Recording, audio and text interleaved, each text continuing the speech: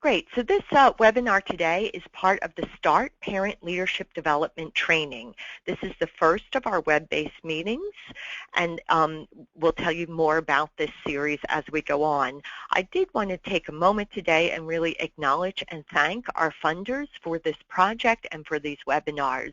And so the START Parent Leadership Development Training is funded by the New Jersey Department of Children and Families Division of Family and Community Partnerships under their Race to the Top Early Learning Challenge grant. So again, thank you very much to our partners there. I am Diane Malley, and I'm the project director of the START project at SPAN, and that's the project that this Parent Leadership Development Training is under.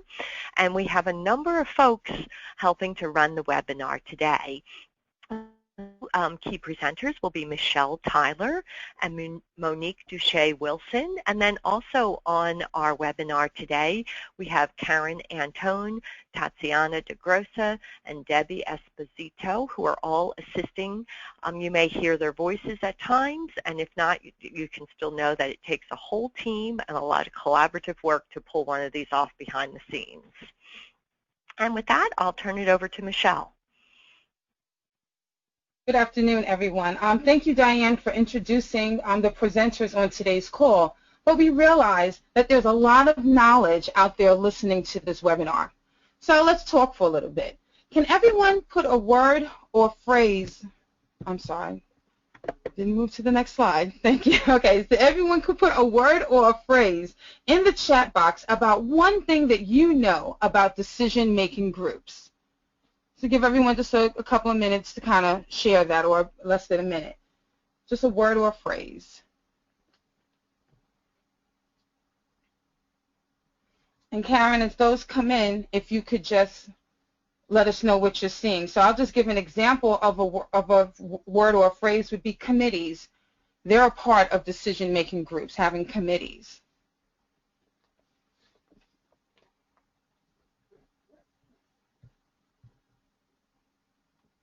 Karen and Tatiana, any feedback from the audience? I don't see any unmuted. Yeah, I see a ton of feedback from our attendees. Thank you very much. I'm going to read them out loud real quick. I read collaboration, support, options, different backgrounds, speak up, create change, innovative, again, collaboration, and again, collaboration and needs to be leadership. Partners, power and support, leaders.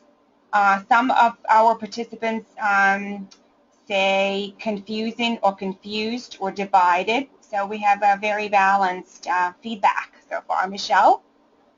Great, thank you so much. And I really appreciate you guys taking the time to share so that you can share your information with others, and knowing that you see that that collaboration is so important, but it is work also.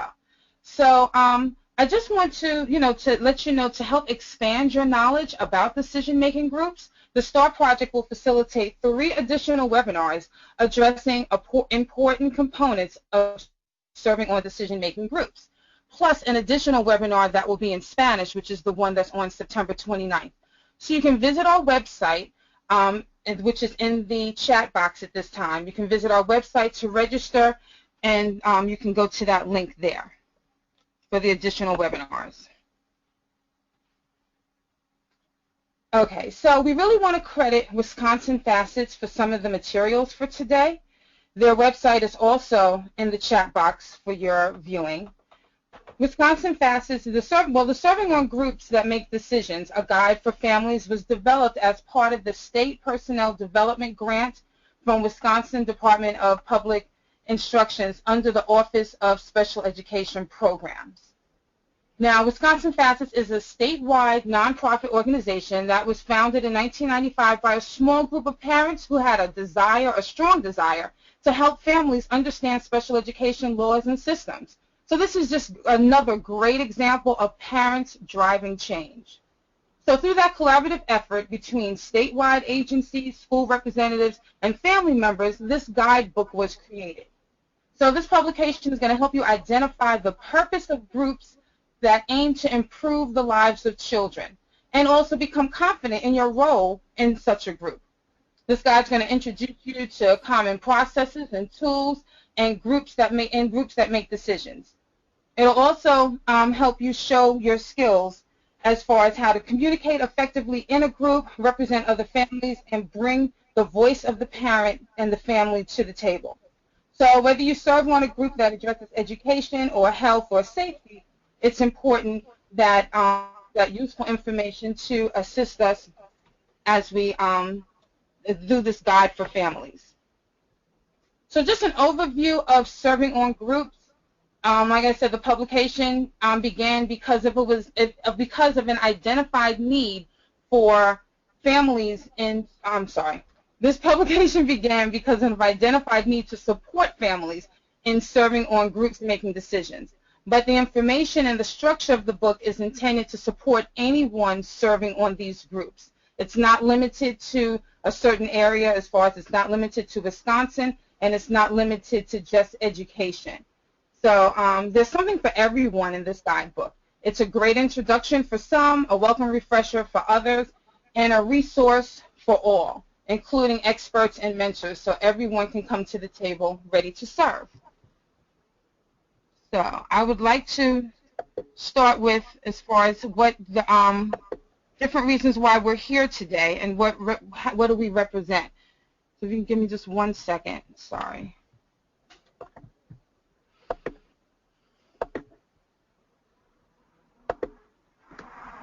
All right, so by the end of today's webinar, you'll be able to look at how things interest you and your knowledge and how that's going to help you with benefiting a group. You'll also be able to identify different types of decision-making groups and some of the principles that guide decision-making groups. And lastly, you'll learn strategies to confidently and actively participate in decision-making groups. So I just want to launch a poll as far as why are we all here today?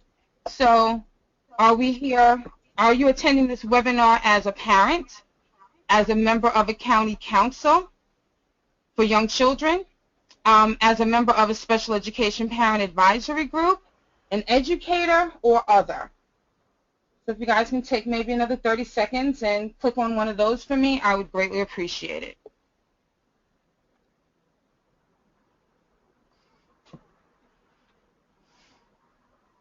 Okay, so it seems that 37% of you are here as county council members for young children, and 23% are here as parents, and then we have 14% as educators, 19% as other, and 5% as members of a special education parent advisory group.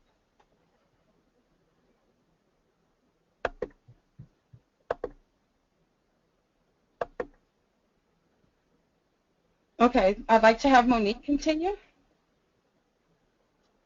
Thank you, Michelle, and good afternoon, everyone. And thank you so much for joining us and understanding the importance of family engagement in this webinar today. Family engagement is important, and participation in decision-making is key, especially for successful school, family, and community partnerships.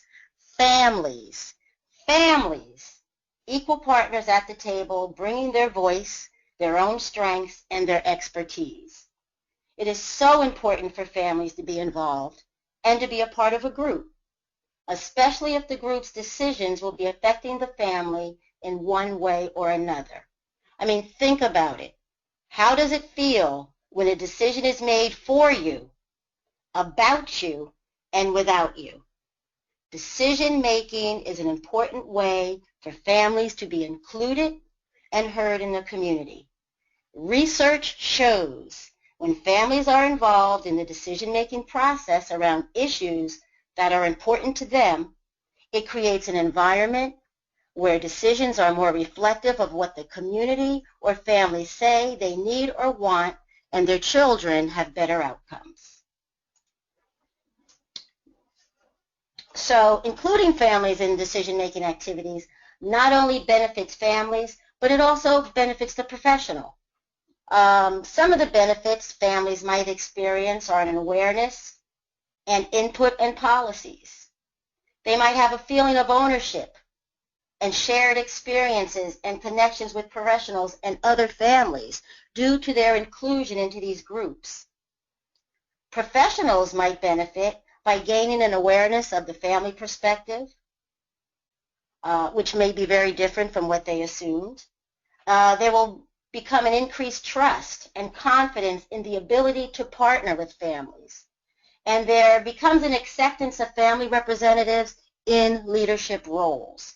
There becomes a recognition that families don't only bring their own motivation to create change to the table, but their own set of skills and their expertise that make them ready to be equal partners on issues that are meaningful to them.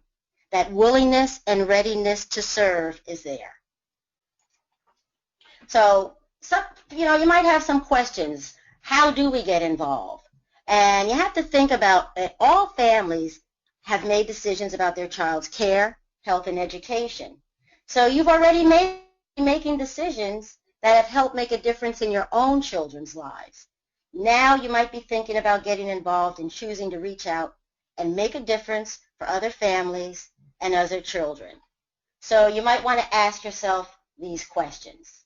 How can I get involved? Where do I begin? How can I serve on a group? Next slide, please.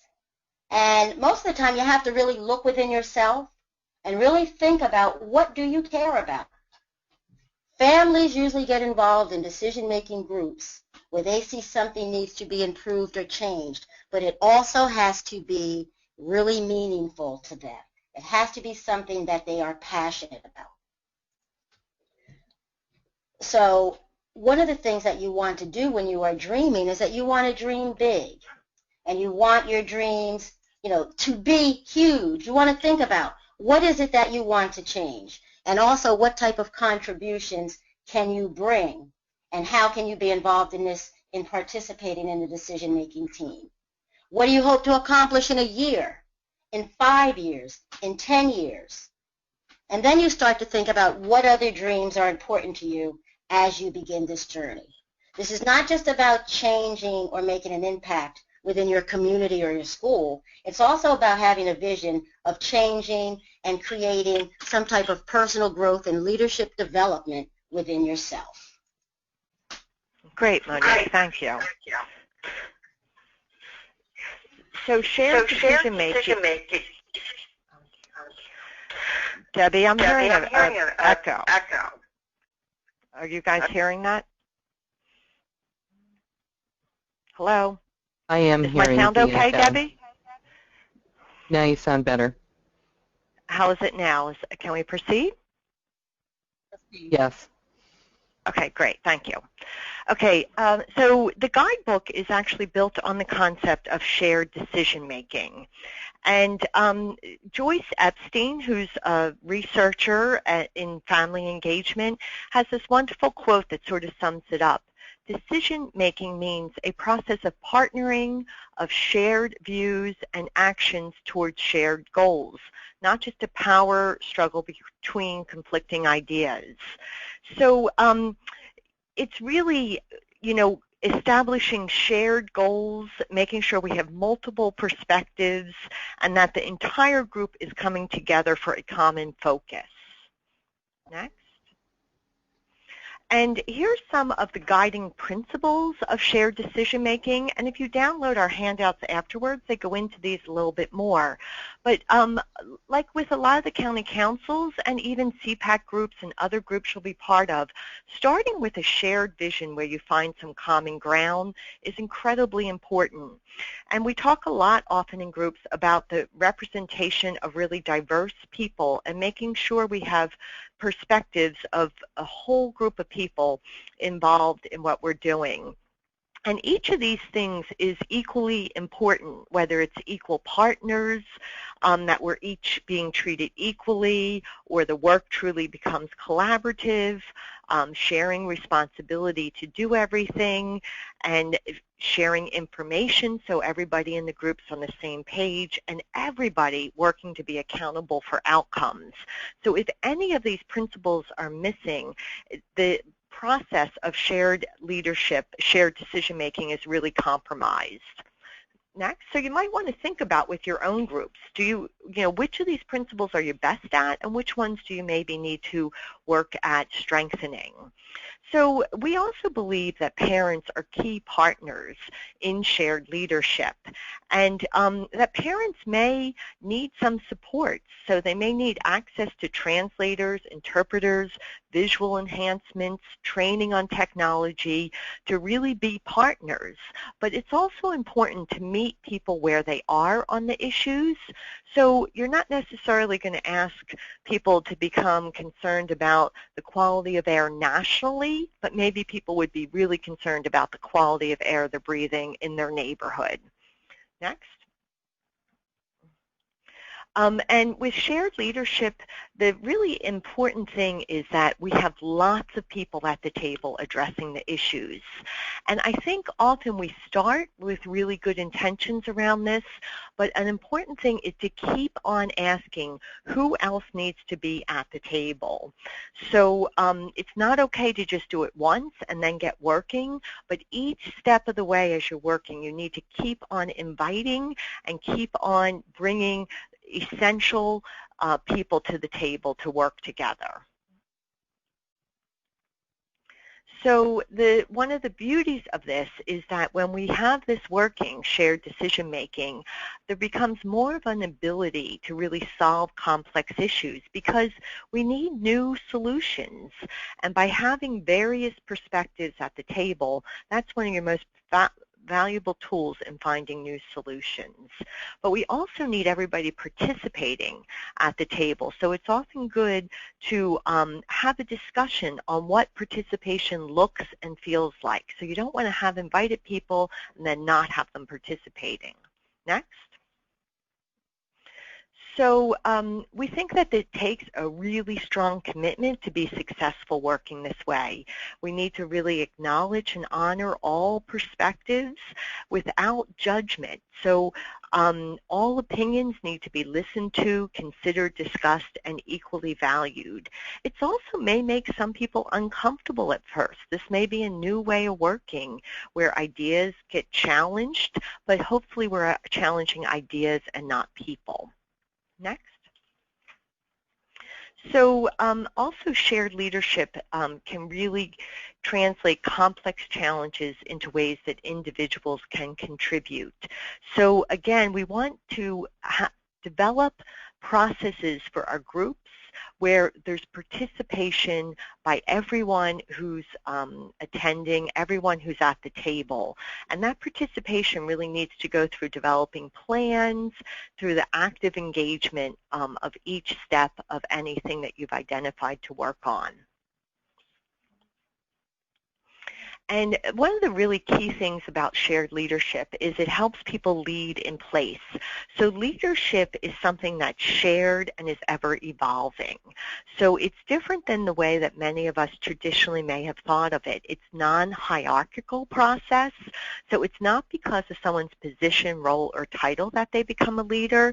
It's because of someone's knowledge, experience, passion, available time, and energy to work on an issue or a topic, and their willingness to attempt something new maybe.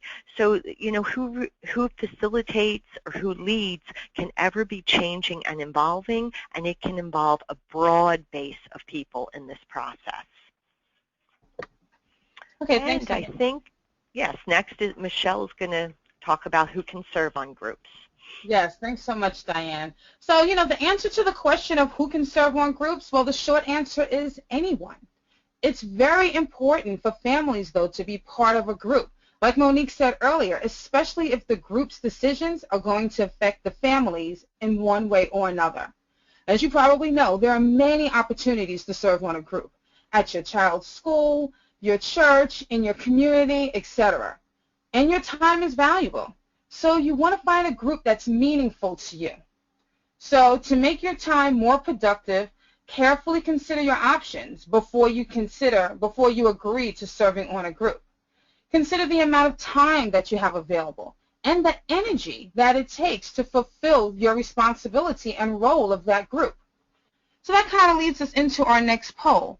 So I just would like to ask everyone, what do you spend most of your hours on in a week? So you can just, click on one of the answers: taking time for yourself, sleeping or dining out with friends, working your job, caring for your home, like shopping, cooking, etc., spending time with loved ones, and also volunteering in the community or for a group. High percentage of working, and that's not surprising. I do see, some people do say that they spend a lot of time caring for things in their home, making their home run smoother. Okay, I'll give it like another 10 seconds if anyone else wants to add in their opinion.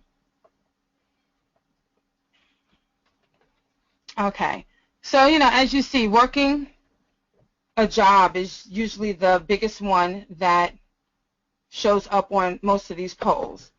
And just to share with everyone, this data was taken from Wisconsin Facets from their website, showing just how much of our time is divided and pulled in so many different directions. Of course, work took most of our time. And looking at this, I was pleasantly surprised that, people did get a lot of rest, which is good. We need to do that. So sleeping was was the one with the second highest percentage. And as you see, things like time for ourselves, volunteering, and church had a very low percentage. So low you don't even see the numbers on the pie chart. So this chart, so as you think about this chart, think about it when you think about the time and how your time is divided as you decide what group you want to have meaningful participation in.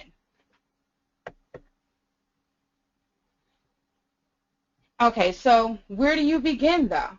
So where does one begin when they want to take part in a group that makes decisions? Well, here's to get you started. You can learn about the resources and services that are available. You can look on the web or at your local community center, school, library, or even a state or national organization. Find an issue that you deeply care about. It requires passion on your part to devote the time and energy that you need in order to be part of a group. Also, connect with a group with authority to create change. No one wants to go to a meeting just to meet. Doing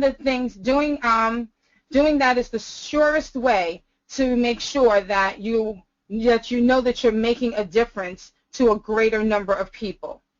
And also prepare yourself to serve. This means making sure your time is productive by considering the amount of time that you have available and the energy that it would take to fulfill the responsibilities of your role on the group. Also, we need to continuously prepare ourselves by improving our leadership skills like we're doing today during this webinar series. So I just want to take this time, as we mentioned at the beginning of the webinar, if you have any questions, you can put them in during the time that we're speaking, and we'll have a couple of times during the webinar to open up, to have someone read the questions that anyone has in the chat or question box. So Karen, are there any questions that you want to talk about?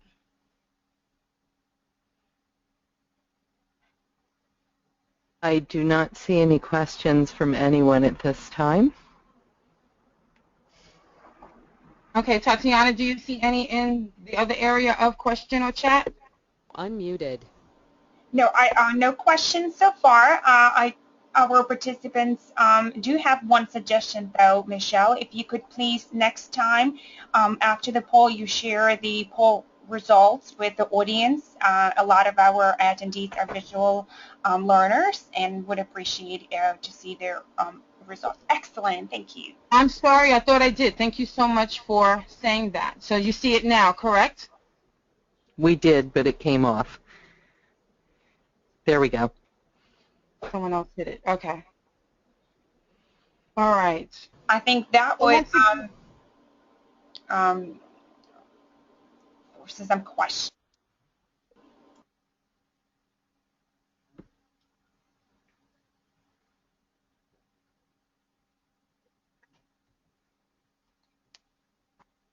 Okay, so if there are no other questions, we're going to move to types of groups. Monique? Thank you, Michelle. We talked about how to get started, how to get involved, and now we're going to talk a little bit about the different types of groups that you might have the opportunity to choose from. And usually at first glance, you think a group is a group. But there are many different types of groups that have different functions and who have members that perform a variety of different types of roles. These groups can take on a lot of different forms, from a formal group, like a state advisory committee, providing input and feedback that's related to statewide issues, to an informal group, an event committee, like an event committee for a local church.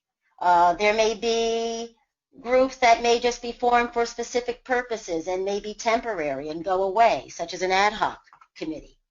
And then there may be standing committees, which are usually permanent and study issues and reports and advise groups based on their findings.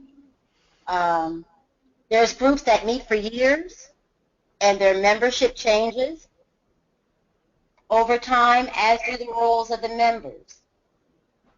Decision-making groups do important work, no matter what their structure, their issue, or size. And understanding the different types of groups and ensuring that people are prepared to fulfill their role is important, because these groups all work a little differently. And the information that we're getting ready to share may help you select a group and prepare you for serving on the group that you choose. Next slide. Does anybody else hear feedback? Yes. A I little do not. bit. But I'm not sure where it's coming from. Mute everyone else, ahead. and you can go ahead and continue. Okay. What makes decision-making groups unique? Each decision-making group is unique. Although some may have similarities, many may have different variables that really could make them different from one another. The way they make decisions, their decision-making authority may be very different. Their issues that they are working on will be different. The way that they meet, the structure that they choose can vary from group to group. How they gather data, the processes they use, what their history is, the diversity of their perspectives. Again, these are all different things that create unique groups and provide different opportunities for you in regards to what you might be looking for. Next slide. Also, there's different types of member roles. Although groups may differ, most all have common roles that groups need in order for the group to be effective. Everyone has a leader, and usually that leader sets the agenda. You may have a facilitator. You may have a secretary or a note taker. These are all roles that fulfill that people are leading and that they are involved.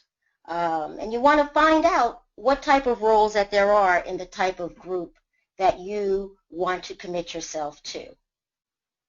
So I want you need to think, do you see these roles, or do you see where there can be additional roles in any of the groups that you are currently serving on, or any groups that you might just be deciding to choose to be a part of?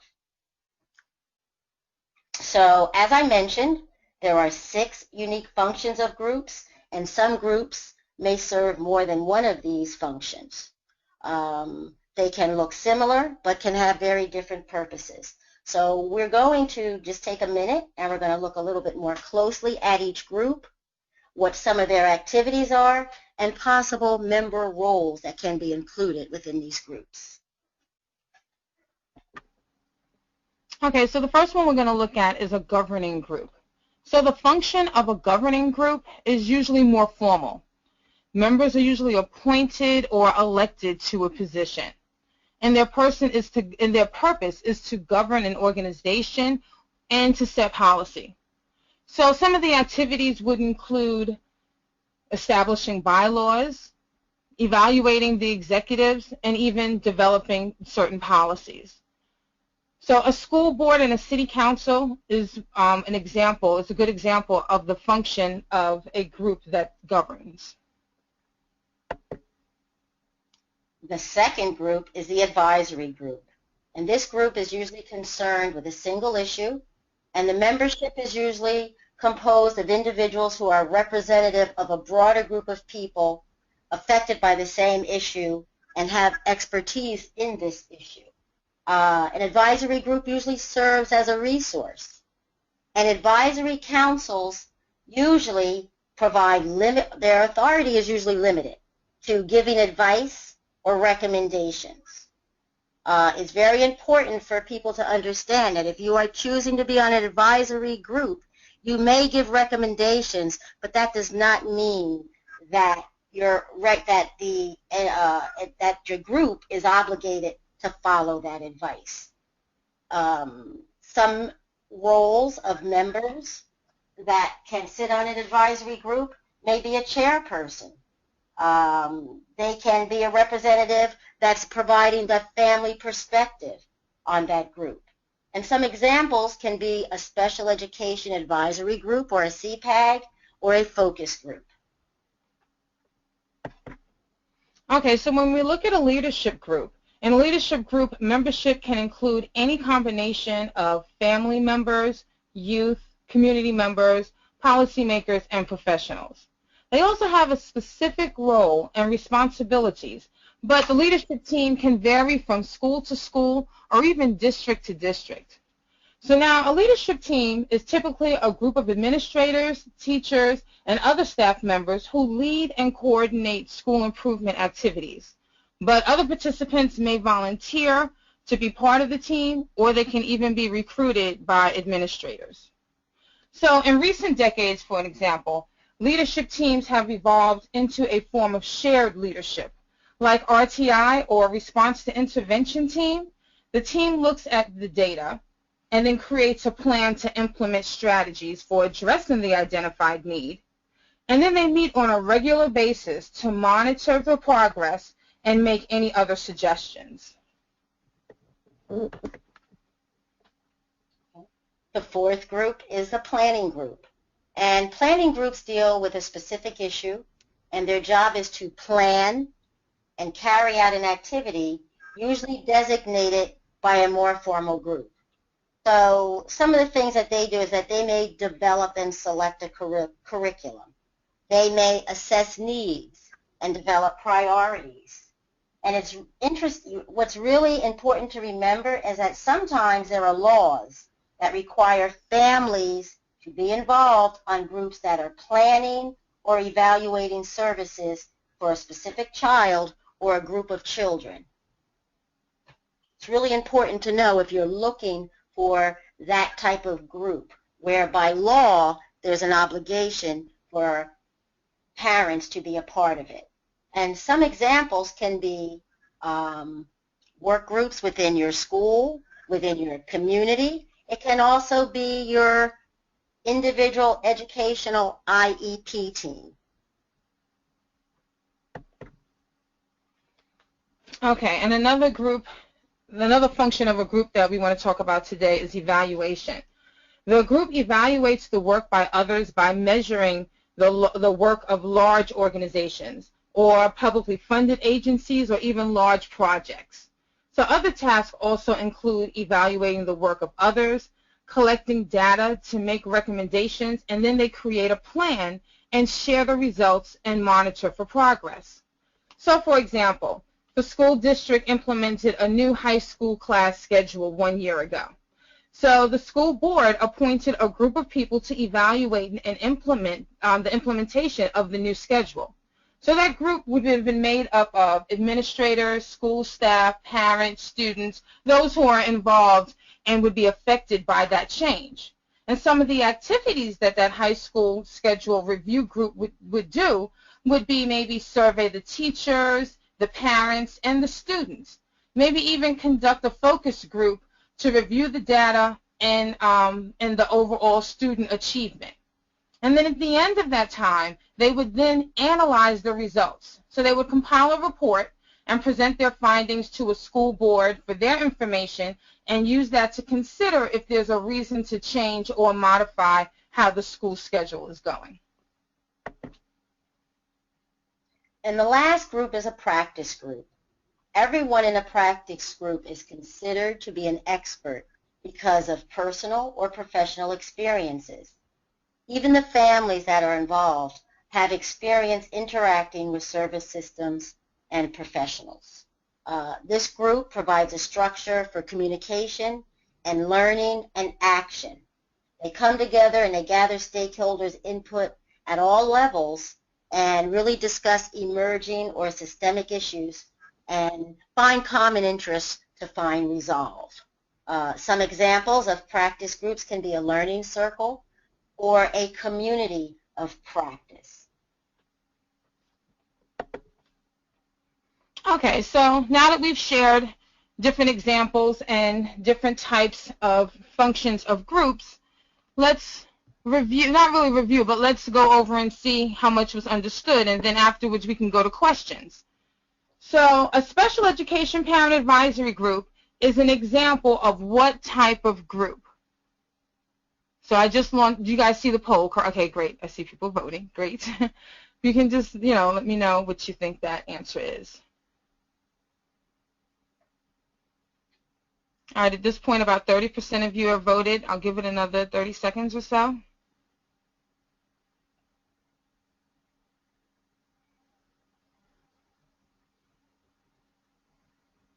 Okay. What's interesting is that the answer is advisory group, and 90% of you said that.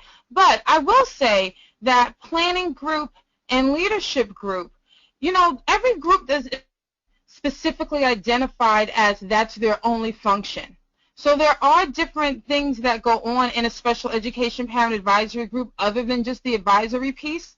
So I'm glad that other people picked those other two answers, because it's important to realize that it's not specific to just one function, but the main function of a special education parent advisory group is as an advisory group. All right, let's try another one. So your local school board is an example of an advisory group, a planning group, a governing group, or a leadership group.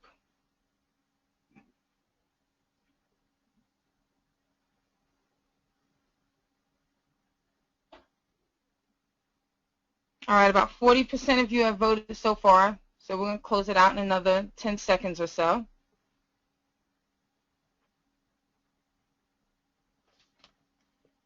Thanks so much for participating in the poll. And 71% of you say a governing group, and that is true. The main function of your local school board would be as a governing group.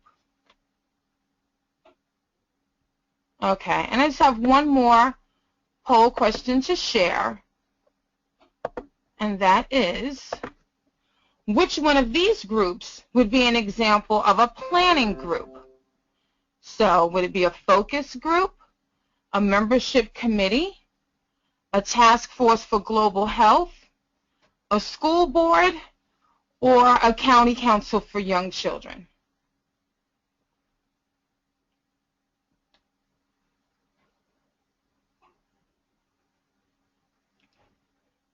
This one's a little harder because I see that people are voting all over. We're at about 40%. We can give it like another 10 seconds before I close the poll.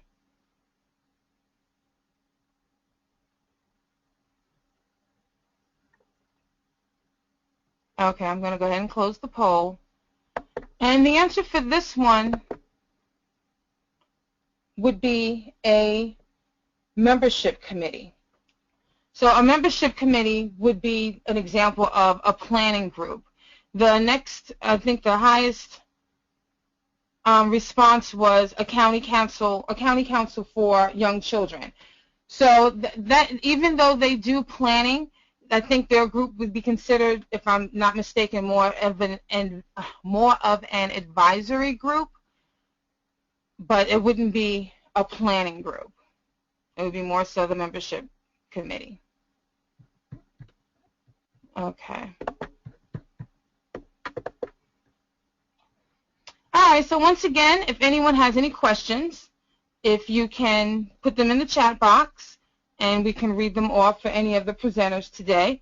Or if you'd like, you can raise your hand and be unmuted to ask a question. We have a question from Elizabeth, and her question is, this training is for CCYC, which is a group with authority to create influence and change. Why should parents select the county youth councils over other groups? Diane, would you like to answer that? What is she talking about? Oh, great. Terrific. Thank you for unmuting me.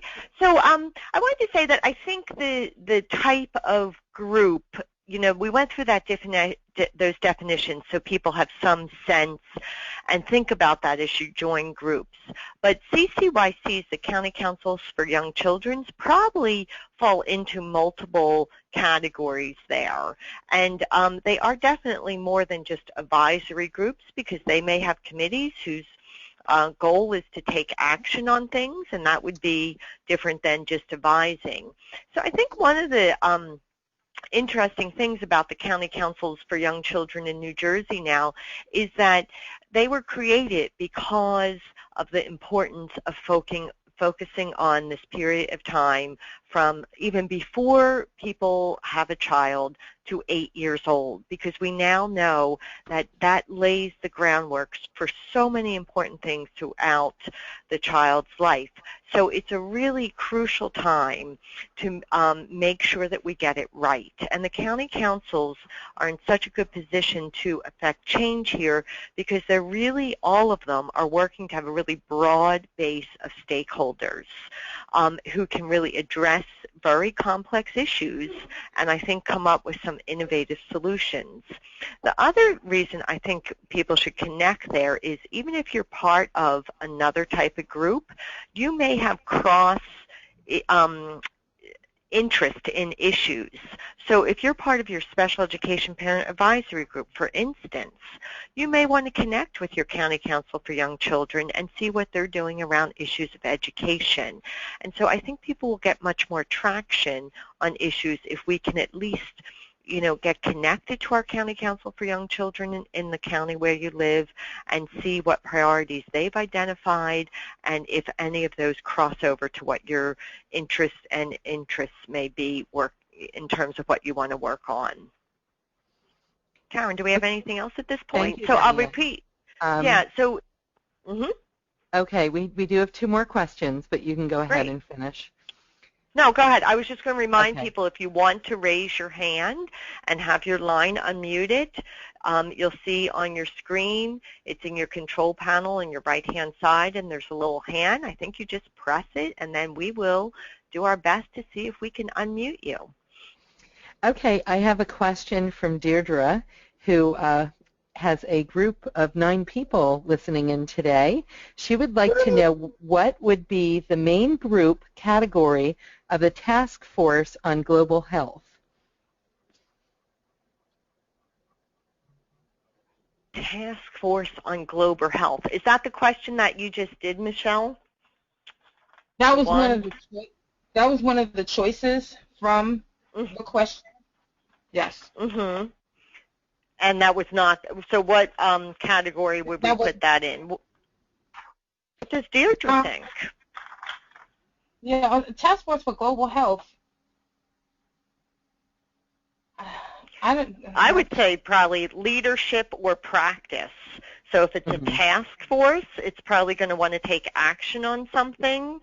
And, it's not involved in evaluation. It's not governing. They may do some planning, but that may not be the primary function of it.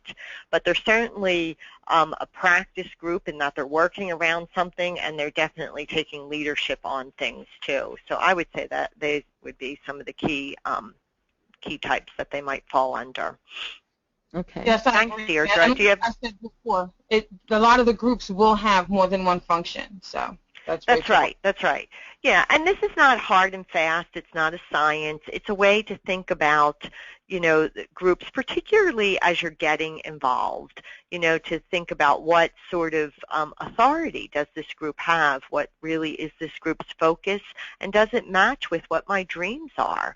Will I really be able to make the impact that I'm hoping to make in the type of group that it is? Okay, we have another question. Actually, two people asked questions about PTAs and PTOs. Kevin and Anna would like to know what type of a group is a PTA or PTO, and also how do they function? They would like to discuss how they function. They're great questions. So I think how PTAs and PTOs function can differ somewhat locally, in each area. And one thing that many of us may not know about PTOs and PTAs is that they have a really strong component around advocacy, and we just don't see that embraced a lot of places. So that's sort of really interesting. So they are definitely, I would say they're really sort of a leadership group. They're trying to lead in their schools. They're trying to lead around issues around education. And then they may actually do some of these other things as part of their work. They may advise on things. They may plan a lot of things. Anybody else want to jump in on that? Michelle or anyone? I agree with you, Diane. I think that the function of a PTA can differ widely depending on the school district and how, and even sometimes depending on the principal in a specific school as to how the school district or the school and the PTO have agreed to work together. Right, right. But I think what people may oftentimes don't know is that they really do have a strong advocacy history, and they have had that function, historically. And another thing a lot of people don't know about PTOs and PTAs is that they have a strong national component. I mean, they're a national organization, and so the potential to operate as an advocate, as advocates, and as lobbyists is there. And like you said, I think it's unfortunate that we as parents and PTO members embrace that function as much as we could. Yeah, I'm sorry, I didn't realize that I was muted. Yeah, it is so important that we realize that they're not just planning groups. And even when we look at special education parent advisory groups, sometimes the A part of the group is taken out as far as advisory, and it winds up being a planning group, or doing other functions other than advising back to the school district as to different policies. So, and then I think part of that comes from the fact that PTAs and PTOs have always had that sort of, bake sale, fundraiser kind of activities that they've done. So groups are really changing as far as that, and parent involvement is really what helps to drive that change, so that we're part of that shared decision making, and we're having when we're putting meaningful information and meaningful involvement in the group. That's right, and the PTA ultimately is really intended to facilitate parental participation in a school. So, and that's not limited to social activities. That really should and can have a component around decision making as well. Great questions. And we have one more question, and Elizabeth would like to know if they're going to receive the PowerPoint for this session afterwards. Yes, so I believe that if you look in your control panel, there are handouts for today, and the PowerPoint is one of the handouts. So on your right-hand side, again, is your control panel, and one of those panes is handouts, and there are 5 handouts for today. So you have Section 1 of the guidebook, Opportunities to Get Involved, Section 2 of the guidebook, Types of Groups. You have the PowerPoint for the sections that we covered today, And you also have the guidebook resource list for this section 1 and 2. And we have the 6 types of involvement, which is a framework for family engagement by Joyce Epstein.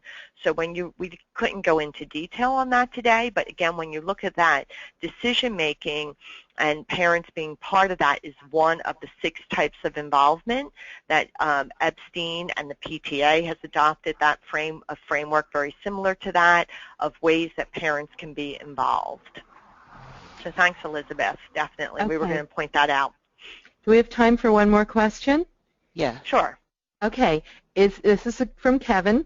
Is it correct to say it is important to determine or confirm what your group authority is and what the deliverables will be? Oh, my goodness. Kevin, absolutely. You sound like maybe you have some experience where, that became a challenge.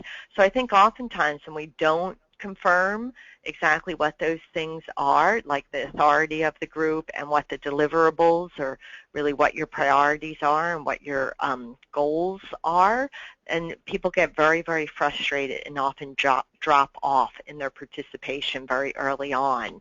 So the more that groups can define upfront and in transparent ways what the group's functions are, what authority the group has as a whole, and what positions are in terms of that shared leadership within the group, the better that group will function, and then the more capable that group will be of identifying priorities, creating the real steps to make some change, and having the outcomes, or as Kevin puts, the deliverables that they want. So the more we take the time to do this work up front and define these things, the stronger the group usually is. Thanks, Kevin. Okay, so why don't we go to the next couple slides right now. If we have more time at the end, we can always go back to a couple more questions. So continue to put them in, and if we have time, we certainly will attempt to answer them. So again, I just pointed out where you can download all the resources from today, and also, you may want to make note that the Serving on Groups, they do have a whole website with resources around these materials, including a spot, and this is from Wisconsin, this is not our work, but out of Wisconsin, where you can watch modulars of each of the sections of the guidebook. And these are just a couple of our websites that you might want to take note of and be connected to us. Through the START project, that's where you can register for the rest of the webinars. For the County Council for Young Children Parent Leadership Development Training Team, we have a lot of things going on there. And then SPAN is also a great spot to go for any resources you may need. And if you need individual assistance on any issues as a parent, navigating any systems that you may be involved in, please call our warm line, and they do an intake, and then a trained employed staff person who is a parent will return your call. Next one. So we do want to point out that this is the first in this webinar series, so this is really sort of the introduction, and we're going to get in a lot deeper into this curriculum as we go on.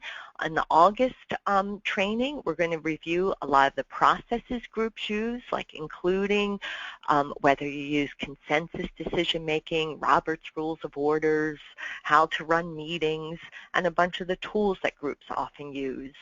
And then on September 8th, we're going to dive deep into the section on data. And as we said, on September 29th, we're going to do an overview of this curriculum in Spanish. So the whole webinar will be run in Spanish. And then we'll finish this series on October 13th with really talking about what are the roles for families as they serve on groups, and what are some skills that you really may want to develop or contribute in these groups. Next slide. And I think, unless I forgot anything else, which my team could jump in with me on, we want to really thank everybody for joining us today. We'll remind you again to go to our upcoming events page. You will need to register for each of these webinars. Doing it once is only for that individual webinar, so you have to go in and do each webinar. And again, we really want to thank and acknowledge our partners at the Department of Children and Families who are working really hard to make strong county councils for young children throughout New Jersey. And if we can be of any assistance to any of the groups that you're starting, that you're working on, or you have other questions around developing parent leadership, please feel free to reach out to me, and I can also connect you with any of our staff who would be appropriate. So, to my staff, am I forgetting anything else before we wrap it up for Diane, today? Or do we have a hand raised by Melba. I'm Sure, going to unmute her. Melba, are you there?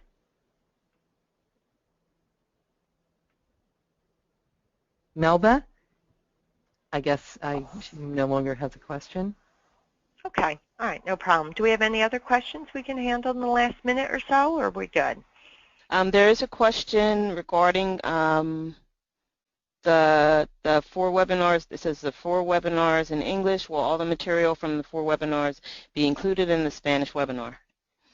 So we're doing an overview of the whole curriculum, so there's no way we can do the whole thing, you know, what we cover in 4 hours in 1 hour. So our bilingual specialists and Brenda Figueroa and a couple other folks are reviewing that material, and we're going to really try to do, you know, the highlight of that, and then from there we can, you know, I think there's other things being developed that will probably be presented later on even outside of this project. But to start, it will be a 1 hour overview. And Diane, you might Great want to mention question. the evaluation. Oh, thank you, thank you. I knew I was forgetting something. So it is 1 o'clock. As you close out this webinar today, we want to thank you so much for joining us. And there will be a very short survey that'll pop up hopefully on your screen as you close out. We certainly would appreciate you completing that. And there'll also be a follow-up email where a link to that will come as well. And we will be sending you the link to the recording and possibly a link to the recording in the next day or so. So again, thank you to my team, thank you to our partners at the Department of Children and Families, and especially thank you to everybody who joined and stayed with us today. So with that, we'll end the webinar.